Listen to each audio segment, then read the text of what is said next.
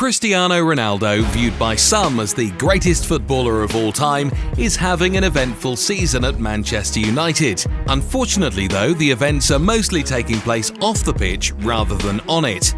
With CR7 fully in the twilight of his career, fans were hoping he'd bow out with his head held high. However, due to a variety of circumstances, his second stint at Manchester United is seemingly coming to a rough end. I hate it here! But where did it all go wrong? In the summer of 2021, towards the end of the transfer window, Cristiano Ronaldo asked Juventus FC to transfer him to another team. Seemingly because of disagreements with the coach and management staff, he was looking to close out his career in a different environment. After his agent set out to find the best possible destination for his client, news hit that Cristiano would shockingly be returning to the club that turned him into a star, Manchester United. It was here where he previously won many trophies, a Champions League, Ballon d'Or, and many other prestigious honours. Before the start of last season, both parties were particularly on a high. Ronaldo was motivated with a new challenge in a place that felt like home. Manchester United were ecstatic to have a world-class goalscorer and legend in their squad, and the fans were also thrilled to see their prodigal son return home to help the club get back to their glory days.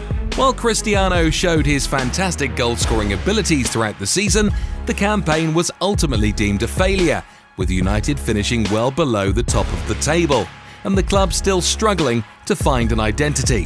Fast forward to this past summer, where Cristiano once again tried to force his club into selling him, in search for another adventure, similar to what he did at Juventus just 12 months before.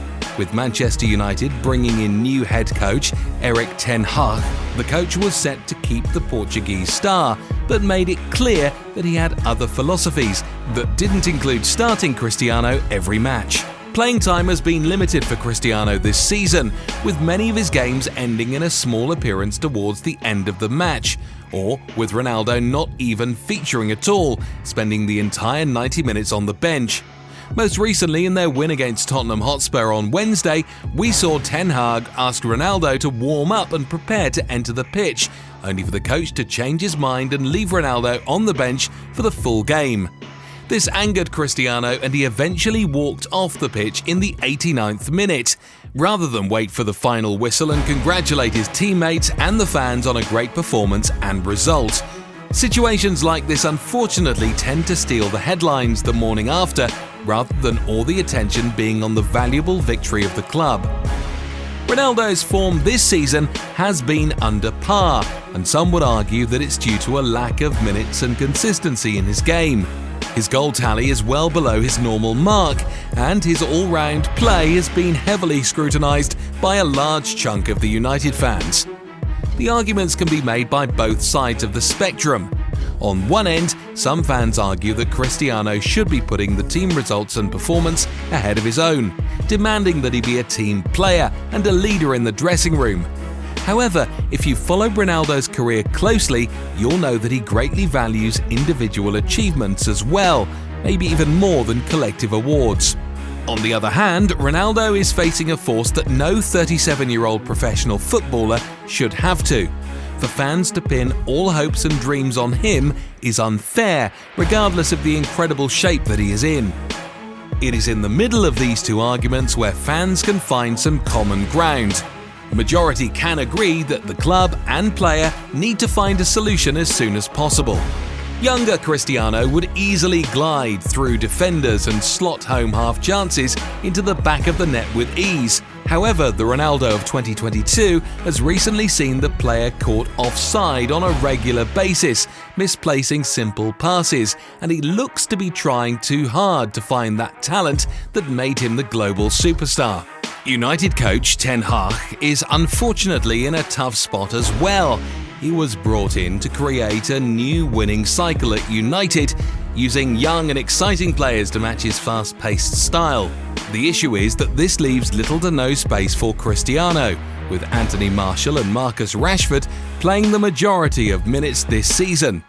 Ronaldo can no longer press the opposition as his younger counterparts can, which is pivotal to the way the manager is trying to play.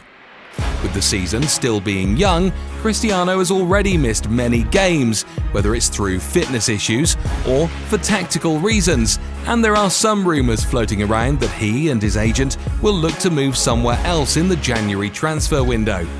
But when exactly did his career start to take a turn? Was it when he left Real Madrid back in 2018? Should he have ended his career at Juventus, where his goal tallies were super impressive? Or was the return back to Manchester United ultimately the wrong move that was the catalyst to all this recent controversy? Here at Between the Lines, we feel that it is collectively a combination of large amounts of unnecessary pressure on Ronaldo's shoulders and the lack of self-awareness from the player that has ultimately created a worrisome situation for all parties. Regardless of how the season ends, the 5 times Ballon d'Or winner has his legacy set in football's Hall of Fame, but it is clear that no team can fully function properly with their star man upset in the dressing room. Age unfortunately doesn't spare anyone, and once the fans and Cristiano come to terms and create a role for the player that combines his ambitions and the club's new ideology, we could potentially see a blossoming partnership. Comment down below your thoughts on the issue, and thanks for staying between the lines.